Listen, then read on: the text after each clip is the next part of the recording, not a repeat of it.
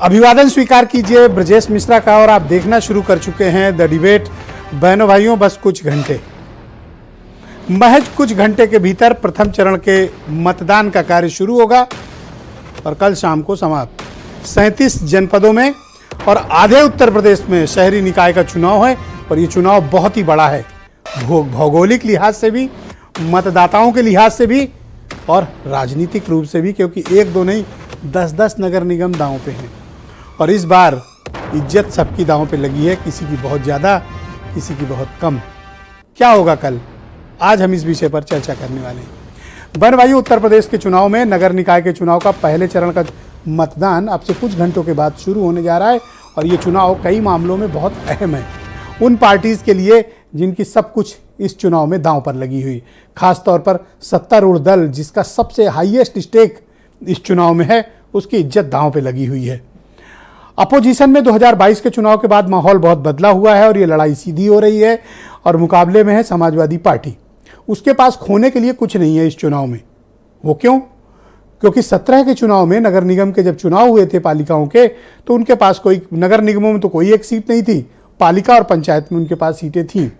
यानी नगर निगमों में उनके पास खोने के लिए ज़्यादा कुछ नहीं है। बहुजन समाज पार्टी के पास 2 सीटें थी, लेकिन इस बार जो उनका पैटर्न है और आम चुनाव 2019 के 2022 के जो पैटर्न आ रहे हैं, बहुजन समाज पार्टी पीछे छूटती जा रही है और कांग्रेस भी अपने सबसे बुरे दौर से गुजर रही है। आम आदमी पार्टी प्रचार कार्य तेजी से बढ़ा रही है, लेकिन ये देखना पड़ेगा कि उत्तर प्रदेश के लोग झाड़ू में कितनी दिलचस्पी लेते हैं। बहन भाइयों, आज भारतीय जनता पार्टी ने चुनाव आयोग में कंप्लेन की कि पर्दा नशी औरतों को जरा देख कर तब वोट किया जाए, क्योंकि फर्जी वोटिंग है। ये बात कपड़ा देखकर पहचानने के लिए एक शिकायत बीजेपी ने चुनाव आयोग में, राज्य निर्वाचन आयोग को दी है। एक ये मसला है। दूसरा मसला ये है कि अपोजिशन को कहना है कि सत्ता, पुलिस, प्रशासन और डंडे के दम पर बीजेपी ये चुनाव जीतने की कोशिश कर रही है, इन्हें रोका जाए। आरोप प्रत्यारोप का दौर है और उसी बीच कल मतदान है पहले चरण का। कुछ स्टेटमेंट सुन लें, आज की डिबेट बड़ी दिलचस्प है।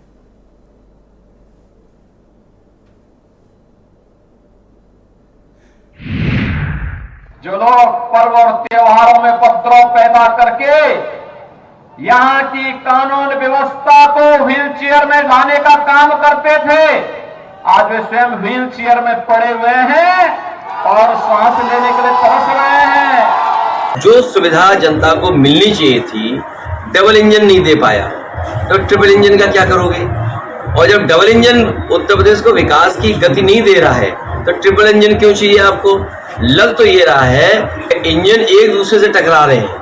पूरे उत्तर प्रदेश में जहां जहां मैं गया, बहुत सारी सीटें ऐसी हैं जहां पे आम आदमी पार्टी के पक्ष में अच्छी हवा है, अच्छी बयार चल रही है। लोग राजनीति की गंदगी को साफ करने के लिए झाड़ू चलाने को तैयार हैं। इस छोटे से निकाय चुनाव से इसकी शुरुआत होगी। पोलिंग स्टेशन पर अलग से महिला पुलिसकर्मी लगाए जाएंगी और जो भी महिला लोग वोट डालने जाएंगी उनका आईडी और उनका चेहरा मिलाया जाएगा, आईडी पर लगा हुआ फोटो मिलाया जाएगा, जिससे कि बिल्कुल ही बोगस वोटिंग, फर्जी वोटिंग ना हो पाए। तो बहनों भाइयों, आज की डिबेट है बड़ी दिलचस्प। कल है वोटिंग।